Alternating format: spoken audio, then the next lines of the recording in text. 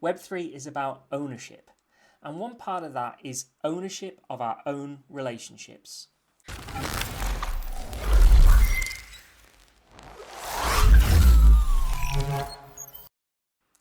We're so used to having institutions, corporates, and authorities in between us that it's difficult to understand any alternative systems.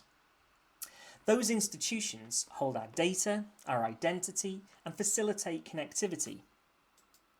In Web 2, social media is dominated by several big tech players that we're all familiar with, of course. Facebook, X, Twitter, Google.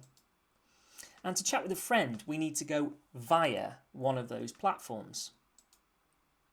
But Web3 is all about alternatives, thinking about things differently. Web3 is about ownership, and one part of that is ownership of our own relationships. We don't necessarily need a third party to connect socially, and big tech shouldn't be a requirement to maintain digital relationships with one another. Web3's ethos, its guiding principles, are all about shifting the internet from rented, platform-controlled spaces that are dominated by big tech to user-owned open networks. And despite this sounding technical, it's really not, but it is critical that people understand why this is happening as soon as possible. It's something everyone should be starting to grasp, at least at a high level. So I'm going to rapidly outline some of the major characteristics of Web3 and what makes up its guiding principles. 1. Peer-to-peer networking. Now, this is like handing your neighbour a parcel directly instead of leaving it at the post office first. And it's what provides us with alternatives to this model. And maybe we can start to have more direct applications and decentralized social media, which we discuss in other videos. 2. Public key cryptography. Self-custodial identity, signatures, and secure ownership of digital property.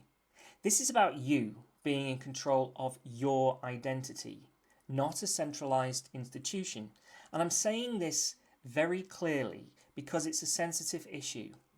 You should control the keys to your own identity, and you decide who sees what.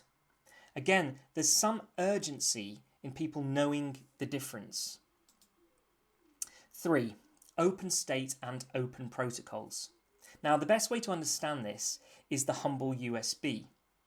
Lots of manufacturers adopted the USB connection and that standard, and that kind of cooperation made our lives much easier. Imagine that kind of cooperation for everything. Everyone starting to agree on how we exchange data so that we're not constrained by one platform. That means you can take your data with you and you're not locked into anything. Remember how Apple didn't adopt the USB standard for many years? Well, companies who don't comply with open protocols in the future will be left out. 4. Decentralized consensus. Now, quite frankly, this is my favourite. The old world was characterized by hierarchies, formalized structures, and so-called professionalism. Decentralized consensus is where we agree to certain things without a boss.